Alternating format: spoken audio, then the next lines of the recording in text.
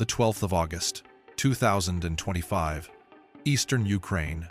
At first light near Zaporizhzhia, Russia launched a military operation unlike anything seen in the war so far. The plan was blunt, brutal, devastating. They sent in 180 drones, 120 tanks, and nearly 1,500 elite infantry. Their objective was to pierce Ukraine's eastern front and seize 3 cities before noon.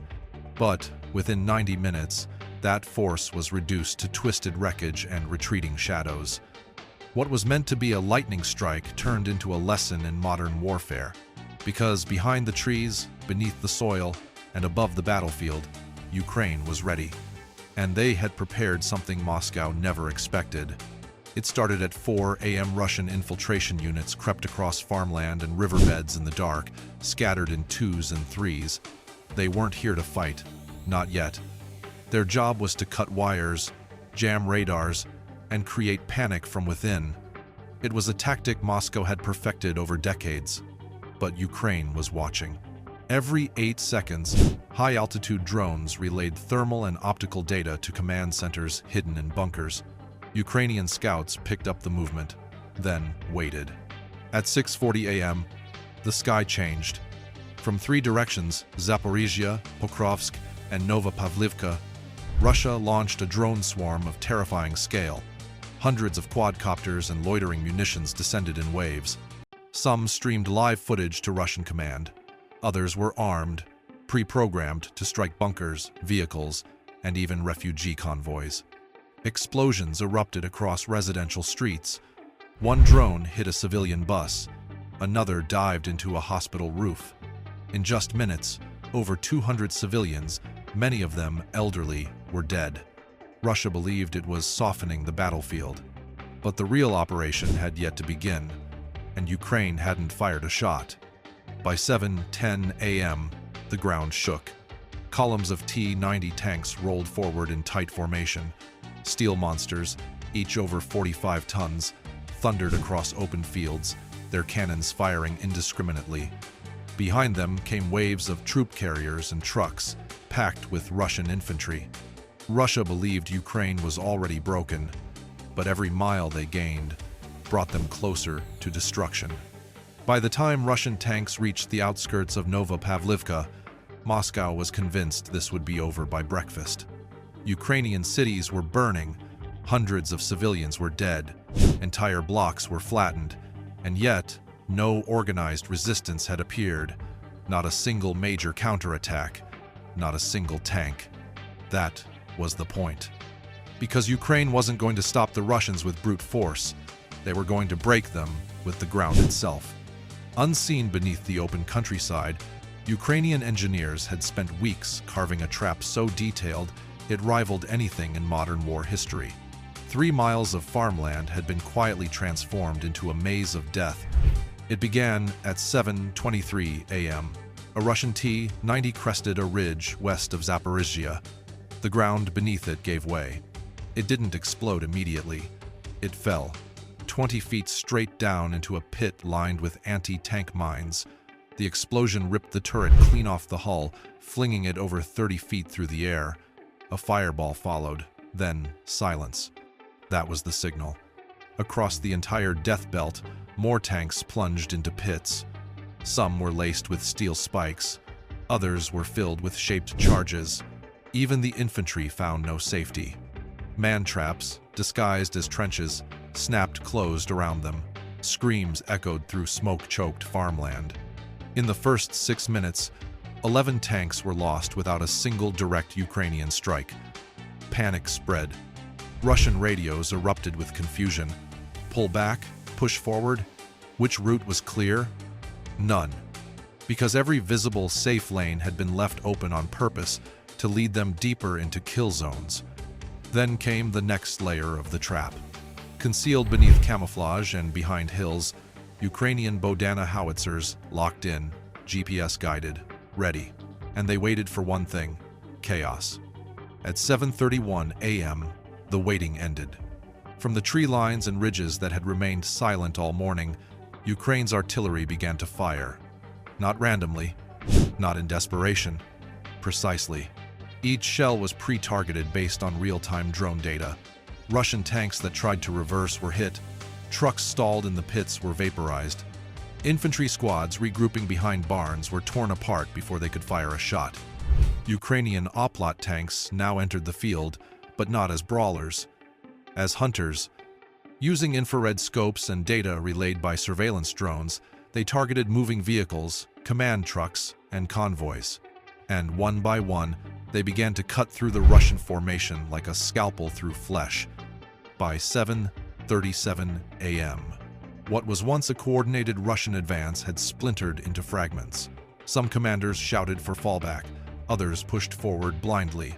Communications jammed, orders contradicted, movement slowed, and in that fog came something even faster. From hidden positions between sunflower fields and irrigation canals, hundreds of motorcycles roared to life.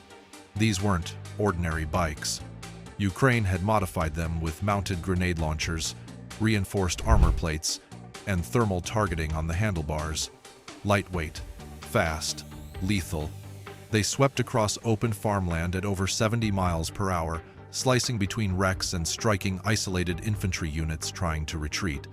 Russian troops who thought they had found escape routes suddenly faced motorcycles from both sides. Suppressive fire, grenades tossed into ditches. No time to regroup, no time to call for help. What had started as an invasion was turning into a manhunt.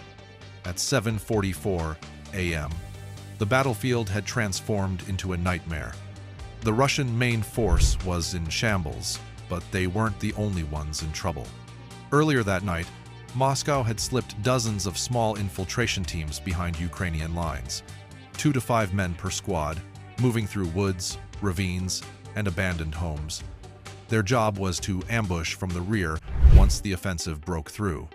But now, cut off from support, surrounded by burning fields and collapsing units, they were being hunted. Ukrainian reconnaissance drones flooded the sky, dozens at a time, scanning heat signatures, movement patterns, and communications.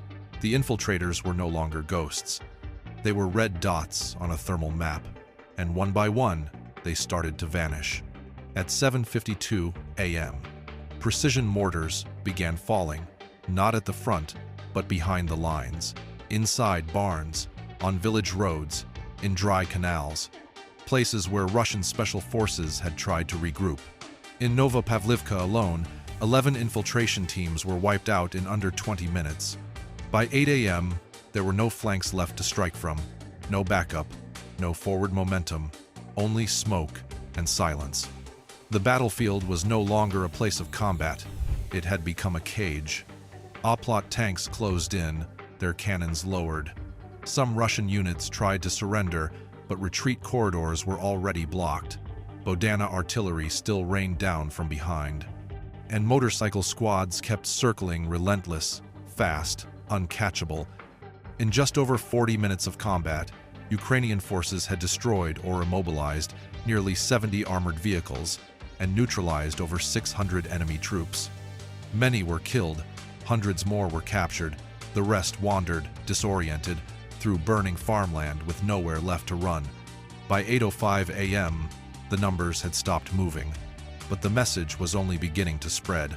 Satellite images showed a stretch of land nearly 3.5 miles long, filled with smoldering tank husks, overturned trucks, and gouged-out craters. What had once been farmland was now scorched black with smoke curling skyward. The Russian offensive had cost over $750 million in equipment and manpower, gone in under 90 minutes. Out of 120 tanks, 42 were confirmed destroyed, another 23 abandoned or disabled. Of the 150 troop trucks, more than 80 were obliterated, many with soldiers still trapped inside. Casualty reports from Ukrainian command estimated over 1,050 Russian troops down, 610 dead, nearly 300 wounded, 150 captured. That's an entire regiment erased faster than a football match. The infiltration squads, once seen as elite ghost units, had failed completely. Out of 37 teams, 31 were confirmed killed in action. The final 6 scattered, captured. Not a single one completed their mission. But for Moscow, the worst part wasn't the loss, it was the timing. The Kremlin had planned this offensive to coincide with a major diplomatic announcement, a territorial gain Putin could present as a show of strength before his scheduled meeting with Donald Trump. What he got instead was a disaster broadcast globally in real time. 3 senior Russian generals were immediately placed under investigation. One was reportedly arrested just hours later while trying to flee Moscow. And amid all the wreckage, one photo emerged that would travel further than any battlefield map. In the ruins near Novopavlivka, a Ukrainian soldier was captured on camera offering a water flask to a burned, barely conscious Russian teenager. He was 19 years old. The image went viral in under 3 hours, because in the middle of a calculated, brutal war, it reminded the world that behind every explosion is a life. By 8:15 a.m., the guns had quieted, but the impact kept echoing. Military analysts across NATO began calling it a doctrinal shockwave, a new chapter in modern combat, not because of the technology alone, but because of how it was used. Ukraine had combined old-world traps like pits and spikes with real-time drone reconnaissance, high-precision artillery, and lightning-fast strike teams. It wasn't raw firepower that broke Russia's assault. It was planning, precision, patience.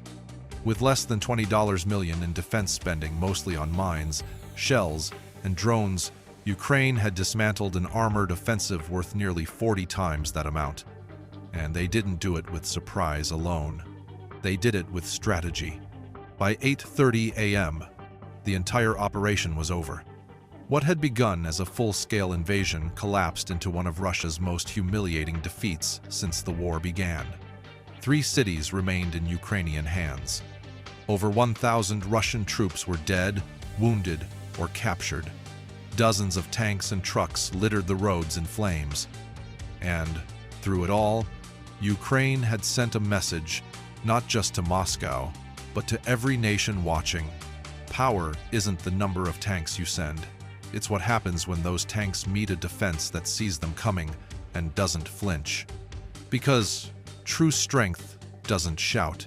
It waits, it watches, then strikes with everything, all at once, with clarity.